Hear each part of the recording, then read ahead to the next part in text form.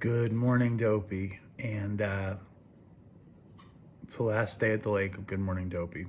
And you're not going to be able to see the lake from this shot. Maybe I should move. Do you need to see the lake? You saw the lake all week.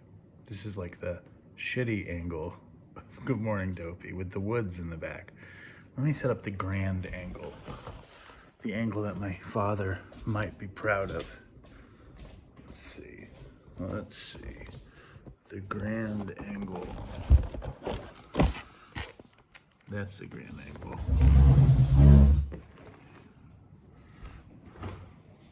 All right, that's grand enough. Last morning, Good Morning Dopey. Before we read the reflection, show comes out tonight.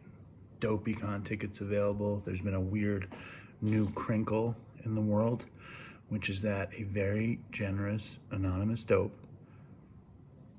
has offered to give a $500 flight and or hotel and or combination of both, or taking $500 away from a more expensive flight and or hotel to get to Dopeycon. I will provide a ticket, and it's a deal. All you have to do is come up with a Dopeycon theme song, send it to dopeypodcast@gmail.com. And if you want to come to Dopeycon, there's still a few tickets left. We're about to be sold out. So I would go to dopeypodcast.com, get your ticket. It's going to be catered by Katz's. It's going to be the greatest addiction-related event in the history of addiction-related events. All right. Today, do I do the comments first or do I do the reflection first? I'll do the reflection. Giving it away. Though they knew they must help other alcoholics if they would remain sober, that motive became secondary. It was transcended by the happiness they found in giving themselves for others. These words for me refer to a transference of power through which God, as I understand him, enters my life through prayer and meditation. I open channels, then I establish and improve my conscious contact with God. Through action, I then receive the power I need to maintain my sobriety each day.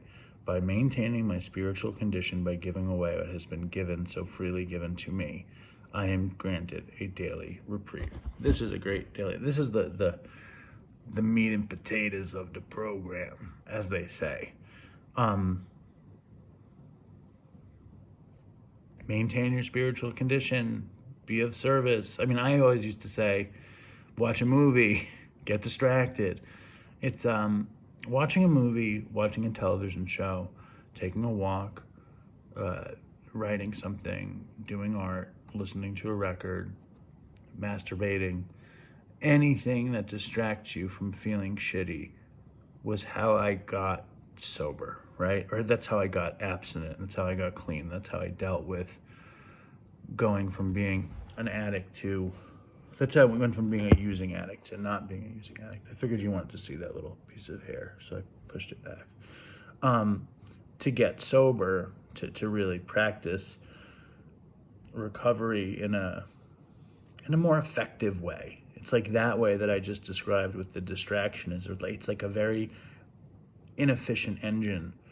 An efficient engine is to do service, is to do good deeds, get distracted by the good deeds, and also get off on the good that you're doing. So you feel good, you're spreading good, and your program is a fine-tuned engine that way.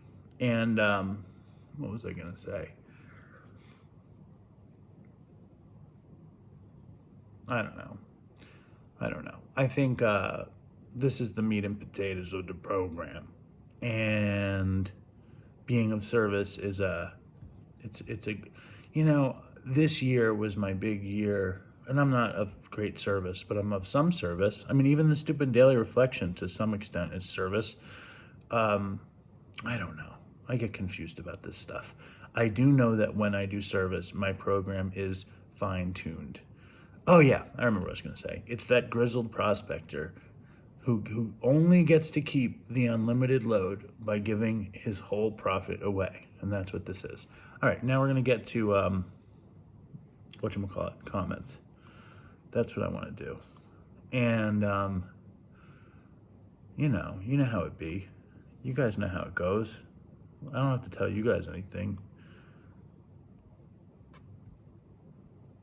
As usual, I'm shamed by my friend Sloppy Jones. I'm going to start with his comment, because his comment was the more important comment than the daily reflection. I feel like next year Sloppy Jones should do this, and because his daily reflections are way more spiritually fit than mine.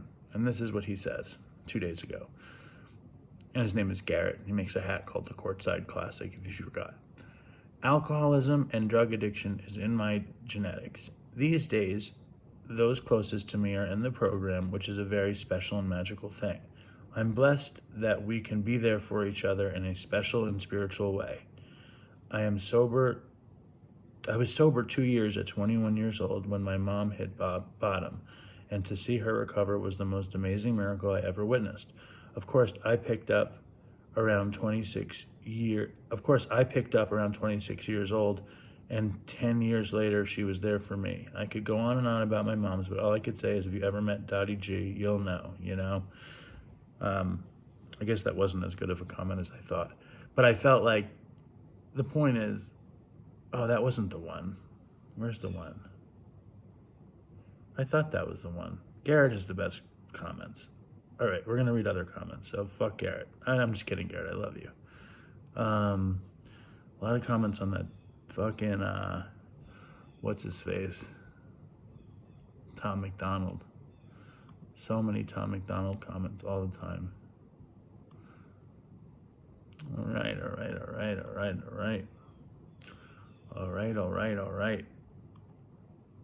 I think this is my most tan summer ever, but you wouldn't notice today because I'm so yellow from the light in here. All right, here we go. Sarah Tarleton commented yesterday. I've got 18 months. No sleep aids for me. I don't sleep well some nights. I just think if I lose one night's sleep, I'll get it back the next night, and I usually do. Whoa, Benadryl was one of my favorite drugs, and I would take around 30 pills a day, and that was a gradual incline from just taking one as a sleep aid. Ay. So just be careful is all I'm trying to say. Benadryl can become a very serious problem. Anyone ever try taking sleep aids while in withdrawal? For me, anything besides dope always made the kick worse. Not me, Sean. I think I called you Sarah. I had the opposite experience. When I kicked dope, I would take Unisom and I would sleep, and it made me, and weed. Unisom and weed. But I wasn't abstinent when I kicked dope.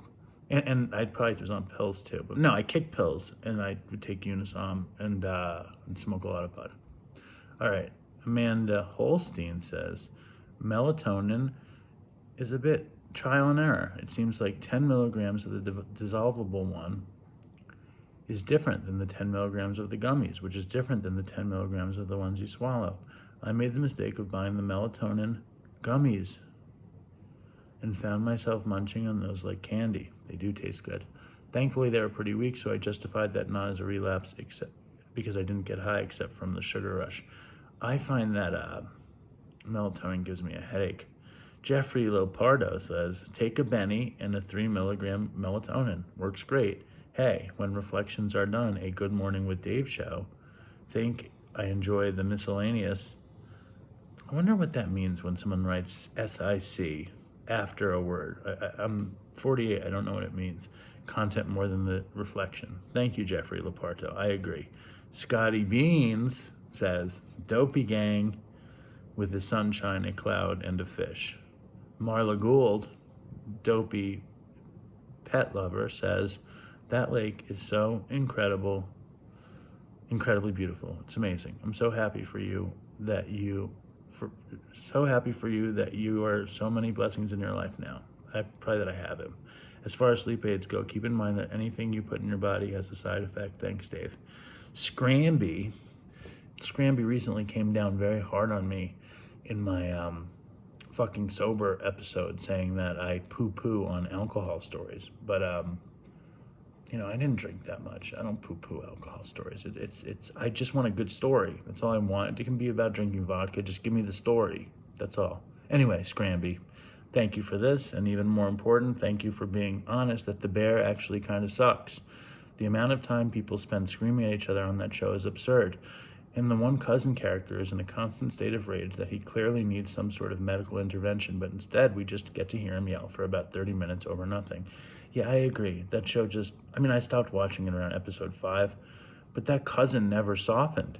Like, you want to see what's wrong with him. I guess he was dealing coke, but it was so uninteresting. The food looked great. I'll say that. The lead character was a handsome guy. But I didn't like that show. Whatever. Who cares? It doesn't matter. Doesn't matter. I think that's all my comments for now. Blah, blah, blah, blah, blah. What's his face? Jeremy Duchel says, sounds like you need a sock, Dave, because I was sniffling the other day. Jamie Hasegawa agrees. Scotty Bean says, dopey gangs. Wormhole Farm says, how does electricity work? I think there's an Insane Clown Posse song that asks the same question. Lake House looks like such a tranquil scene. I need a vacation, patiently waiting for Dopeycon. Stoked. I'm very stoked about Dopeycon too. One last comment before we go. Hey, Dave and Alan. This is from when my dad was on the show last week around amends, when Sloppy Jones put me in my place again. But here we go. Hey, David Allen, y'all's interaction is classic and wonderful. He is such a mensch and recognizes the truth in your statement while pointing out the obvious, which doesn't let us off as easy as we want. Can we ever right all the wrongs we did? I doubt I ever can. You can't, but just do your best. And that's what I say to everybody. Have a wonderful day. Do your best. See you tomorrow. Back in Long Island. Howard Beach will be back before this thing is over. I imagine Howard Beach will be back at the end of the week, maybe. We'll see. Stay strong, Dopey Nation, and fucking toodles for Chris.